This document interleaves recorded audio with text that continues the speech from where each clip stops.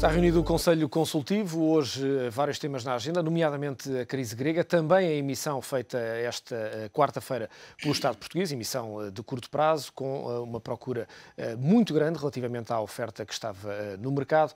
São conselheiros desta quinta-feira, Homer Coutinho, Luís Tudebon, Pierre de Bordeaux, também José Beja-Amar. Homer, bom dia, obrigado a todos por estarem neste Conselho Consultivo. Começo por si, para lhe perguntar, ontem a procura foi muito superior à oferta, 10 vezes mais, os juros baixaram.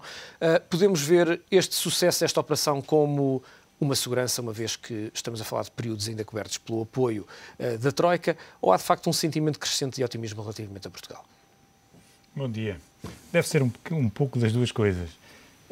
De facto, como disse, ainda estas emissões estão dentro do período, que são emissões de curto prazo e que estão dentro do período de supervisão ou de presença da Troika, mas também é um facto que as taxas baixaram e admito que, e o mesmo se passava há 15 dias atrás ou há um mês, portanto também estava dentro desse período e as taxas eram ligeiramente superiores. Portanto, as taxas, no caso português, têm vindo a cair, mas não é só em Portugal, têm caído em Espanha, têm caído na Itália, têm caído noutros países, o que me leva a querer, a acreditar que os mercados, apesar das agências de rating continuarem a fazer downgrades, já não seguem muito o que as agências dizem e acreditam que estes países sejam capazes de superar os problemas que têm. E, portanto, eu penso que é uma mistura de confiança no mercado português, ou naquilo que Portugal está a fazer, e, ao mesmo tempo, também está dentro do âmbito da proteção, digamos assim. Da proteção. Aliás, o Governo, outro dia, tomou essa decisão de emitir a 18 meses, que é um prazo que não é normal. E uma das razões que terá solicitado ou decidido de emitir a 18 meses, que ainda não fez, mas penso que o fará em breve, é precisamente que uma emissão agora a 18 meses ainda cai também dentro do âmbito do plano e, por conseguinte, terá todas as condições para ser, por um lado, um teste ao mercado e, por outro, para ver se de facto reduzimos um pouco mais, estendemos a maturidade e reduzimos um pouco mais os juros. Homer Coutinho, uma pergunta que é, digamos, olhar para uma bola de cristal e tentar perceber o que é que lá está dentro. Com estes sinais, é possível fazer alguma previsão sobre o regresso ou não de Portugal aos mercados em 2013? Eu acho muito difícil, porque, enfim, eu acho que estes sinais no curto prazo, não, e porque estamos dentro do tal âmbito de apoio, acho que é difícil para podermos fazer qualquer tipo de previsão. A minha sensibilidade é que se fosse a longo prazo não o conseguiríamos fazer, até porque o mercado continua extremamente incerto e instável e aquilo que se passa na Grécia, enfim, está longe de estar resolvido e eu penso que neste cenário é muito pouco provável que nós consigamos voltar aos mercados, embora o Governo continua a dizer que tudo fará para que isso aconteça, mas vamos ver. É muito difícil de dizer. E essa, de facto, uma variável tem um peso gigantesco, não só naquilo que é a nossa situação, mas também a situação europeia. Luís Tudebon, quando olhamos para a situação grega, e vocês têm-no feito ao longo dos últimos meses, há muitas vezes um passo que é dado. Aconteceu, por exemplo, no domingo passado, um acordo no Parlamento, mas dias depois há, de facto, sempre aquela sensação que estamos sempre, cada vez mais próximos do abismo e nada acontece. Quando olhamos para aquilo que se está a passar na Grécia e com este adiar da reunião do Eurogrupo, com muitas dúvidas relativamente àquilo que é o compromisso dos políticos, o que é que podemos esperar relativamente à Grécia nas próximas semanas? Só há duas hipóteses. Ou a Grécia se mantém no euro ou sai. Isto é fácil. O problema é qual delas é que nós atribuiremos uma maior probabilidade de ocorrência. E há aqui dois fenómenos que se conjugam. O primeiro fenómeno eu julgo que a indisciplina grega, tradicional, a indisciplina não só financeira como industrial e produtiva grega, é algo que custa muito à Europa, que digamos que é um conjunto de países muito estruturado e organizado, aceitar. E, portanto, convive mal com aquela realidade.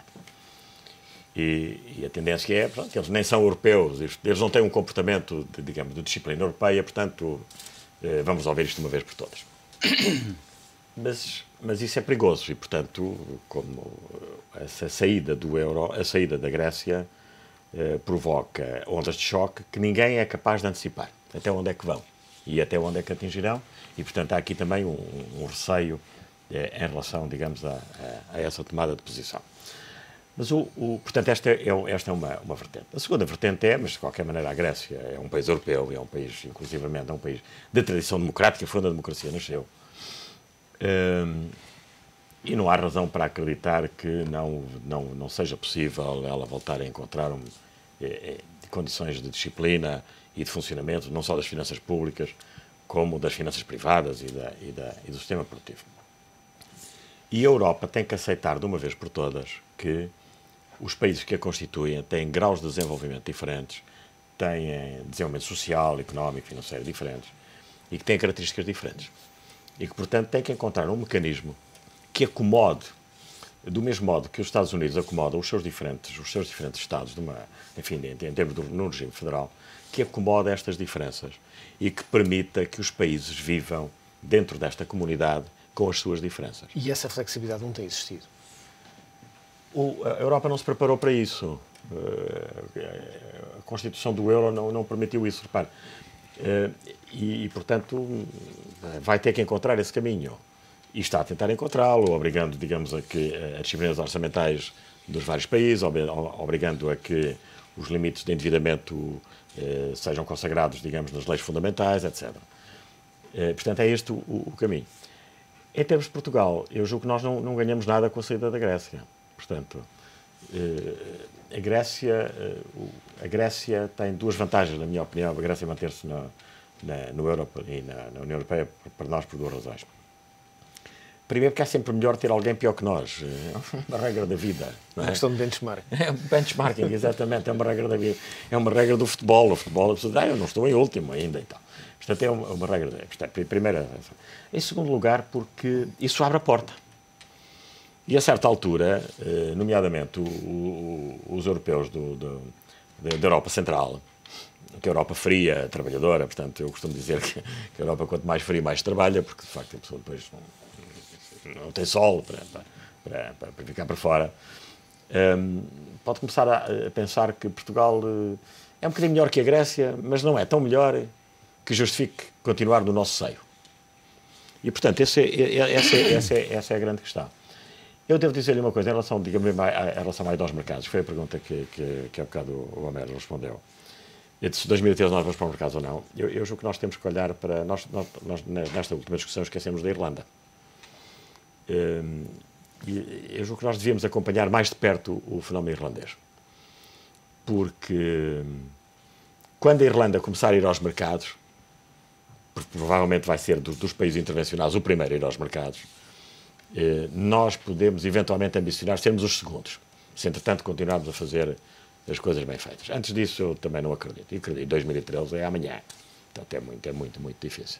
Até porque a própria Irlanda dificilmente, neste momento, arrisca essa decisão de avançar para os mercados antecipadamente, de anunciar esse avanço para os mercados. Exatamente. Pierre de Bourda, esta questão dos mercados está em cima da mesa também, e obviamente pedi o seu comentário para ela. Relativamente à questão da Grécia, há, para além da questão económica e financeira, que obviamente ninguém conhece os potenciais impactos de uma saída da Grécia, há também uma questão geoestratégia. A Grécia é um país fortemente armado, com conflitos históricos, nomeadamente com a Turquia. É um país que há pouco mais de 30 anos estava dominado pelos militares. Poderá haver também algum foco de instabilidade a esse nível? E temos a questão de Chipre, onde tudo isto se materializou. De facto, o conflito entre a Turquia e a Grécia não acabou. Há quase um estado de guerra civil numa das principais ilhas do Mediterrâneo. Eu acho que a grande questão da Grécia é que cria aqui esta desconfiança nesta telenovela que não tem fim. Na indústria dos seguros há um nome para isso. Chama-se o sinistre máximo possível. Tudo o que é pior, tudo pior acontece. E, de facto, há há na Grécia, efetivamente, esta instabilidade possível face a um regime. Se a Grécia, como disse muito bem o Luís, inventou a democracia, talvez hoje é dos Estados menos democráticos da Europa. É dos Estados onde a corrupção tem um nível mais alto, o PASOK e a nova democracia são partidos que realmente são sem governança, realmente com problemas muito graves. E esta questão, hoje, efetivamente, o que falta muito na Grécia são práticas democráticas e capacidade, efetivamente, de ter uma máquina que funciona. Que hoje o que está posto em causa, de onde vem esta desconfiança da União Europeia, dos mercados, é que a Grécia não tem máquinas, a noção fiscal é batota. É batota. Nós podemos decidir na Grécia que vai haver o aumento de impostos X, não vai se concretizar, não há máquina, não há tradição, não há máquina, está toda a gente. E de facto isto cria aqui um grande foco de instabilidade. Agora, relativamente à questão que colocou, se podia haver aqui um risco, eu acho que não. Agora, sério, eu acho que a situação é tão grave. Eu acho que ninguém está em condição na Grécia hoje de tomar uma iniciativa neste sentido. Eu tenho vindo a trabalhar há muito pouco tempo lá e de facto, eu acho que o nível de preocupação, ninguém podia imaginar que isto acontecesse. Não quer dizer que ninguém pensa nisso, mas eu acho que isto está fora de questão. Pierre, tem essa experiência de conhecer, digamos, o terreno, se me permite a expressão. Há, de acordo com as sondagens que têm vindo a ser divulgadas, há o sentimento por parte dos gregos que não querem abandonar o euro. Não é essa a solução que acham que é melhor para o país? Mas é uma situação que é muito paradoxal, é que não querem abandonar o euro porque sabem que não há, na realidade, é que não há caminhos alternativos. Dizia o Luís há um bocado, e com toda a razão, abandonar o euro, mas como? É uma coisa que ninguém pode imaginar o que pode acontecer. Mas, no mesmo sentido, não há ninguém na Grécia que diz a verdade aos gregos. Não há. Não há. Quando nós vimos há 6 meses era o Papa Andreu a dizer que ia aceitar o acordo, mas que depois ia fazer um referendo, e agora estamos a nos lembrar que vão fazer o acordo, mas cuidado, depois vai haver as eleições. Eu acho que aqui ninguém está... ninguém, sim, algumas pessoas estão a dizer aos gregos, mas devia haver mais aqui pedagogia de uma forma diferente da Europa, que de facto, mais uma vez, a Europa está a agir mal, não é de Berlim ou de Paris. O presidente Sarkozy utilizou palavras em relação ao povo grego que são completamente inaceitáveis. Inaceitáveis. Não é de insultar que faz mudar. Insultar nunca faz mudar. Okay? O que faz mudar é de explicar, é respeitar e ser exigente no que é pedido. E, de facto, a União Europeia também aqui não se portou muito bem. Eu devo dizer que nunca tinha imaginado que íamos chegar a uma situação desta. E hoje, objetivamente, eu estou preocupado. Estou muito preocupado, porque isto não tem fim. E nós não podemos continuar a ficar... O que é que os mercados da economia não gostam é de incerteza. Estamos a criar um cenário de incerteza que não tem fim. E, de facto, espero que isto se resolva rapidamente, mas eu começo a ter dúvidas. José Benjamar, esta é uma situação que é cada vez mais diferente relativamente à portuguesa. Sim, é completamente diferente. Eu vou pegar nas palavras do que já foi aqui dito. Não obstante, quando o Luís diz que a Grécia não pode sair, que a instabilidade é muito grande, que não sabe qual vai ser o futuro... que é sempre bom ter um pior que nós, eu diria que teoricamente sim. Agora, eu tenho grandes dúvidas. E se há uns meses atrás pensava que era possível a Grécia manter-se no euro e que havia um esforço claro da comunidade europeia nos seus diferentes níveis para manter a Grécia no euro, eu tenho agora algumas dúvidas sobre o assunto.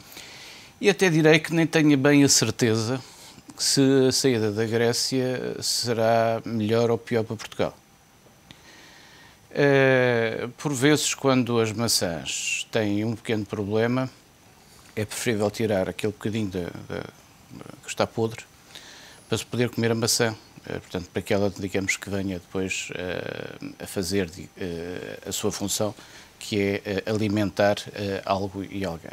A questão que acontece na prática, se me permite interrompê-lo, é que muitas vezes a faca vai um bocadinho para além do que está podre e não se sabe exatamente o que é que se corta. Não é? Mas não faz mal, mas aí também já é um problema de técnica de cozinheiro. E é um facto que nós na Europa temos muito maus cozinheiros. Aí estamos de acordo. De qualquer forma, foi falado aqui de uma outra questão que tem sido eu diria que esquecida, pelo menos esquecida pelos órgãos de informação, não tem sido muito clara, que é a posição geoestratégica da Grécia. Mais ainda, há 30 anos, como dizia o Pierre, aquilo era, digamos que aquele país era, de uma maneira ou de outra, dominado pelos militares, com características completamente distintas das portuguesas ou de qualquer outro Estado da Europa. Hoje não se sabe, ou melhor, eu não sei, é melhor dizer assim, quais são as relações de força entre, digamos, todo o aparelho militar, que é dos mais poderosos da Europa, e quando digo mais poderosos em termos relativos, porque os conflitos que acabaram de referir com a Turquia levaram ao armamento constante e moderno, não tem nada a ver com os nossos aviões de vez em quando caem, portanto aquilo não... Os aparelhos, digamos que militares deles, são realmente modernos. E uma das razões das grandes dívidas externas que têm, inclusivamente na balança com a Alemanha, é porque a Alemanha lhes forneceu nos últimos anos grandes quantidades de armamento. Portanto, há ali, digamos que realmente um problema que tem sido um pouco esquecido. De qualquer forma, e voltando à sua primeira questão, eu não sei, continuo a achar que estamos num grande... o que se tem ouvido, eu sei que isto é quase que um jogo de póquer, infelizmente não é um jogo político, está mais no caminho do jogo de póquer do que propriamente do político, onde às vezes, de qualquer forma, às vezes as coisas são um pouco idênticas. Mas acho muito estranho que nos últimos 15 dias, 3 semanas, tenha havido vozes várias, e não só alemãs, a dizerem que a Europa já está preparada ou está a começar a estar preparada para que a Grécia possa sair. Há um discurso concertado. Há aqui algo que pode ser realmente um jogo político de forçar, digamos que, os gregos a tomarem consciência da sua posição, mas depois o que o Pierre diz é completamente verdade.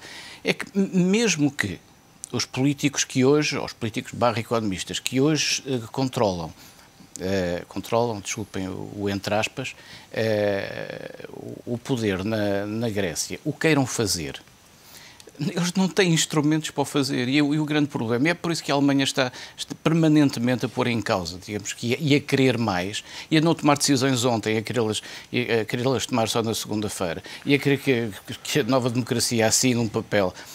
Mesmo que a nova democracia assine um papel, porque é que, vamos ver, em Portugal, eu não tenho a mínima dúvida de que o governo, quando o governo decide, bem ou mal, uma medida, a Europa já acredita.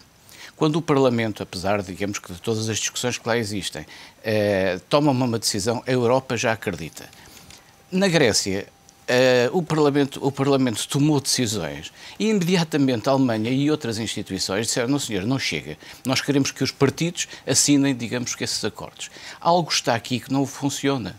Não pode funcionar. E a grande minha dúvida é, numa situação destas, porque a economia não para, o mundo continua a rolar. Não há tempo, e aqui o Luís referiu muito bem, a instituição a Europa não estava preparada para uma situação destas e não tem instrumentos e não quer ceder, porque há alguns instrumentos que eu podia fazer, não quer ceder em relação, portanto, às medidas que poderiam salvar a Grécia. E se não as toma nos próximos 15 dias, 3 semanas, eu tenho grandes dúvidas que a Grécia não saia do euro. Tenho grandes dúvidas. Já pensei o contrário, neste momento tenho grandes dúvidas. É um braço de ferro que vamos acompanhar e que, obviamente, tem essa particularidade, pelo menos estamos a assistir a um período curioso da nossa história europeia. Mas é uma pena.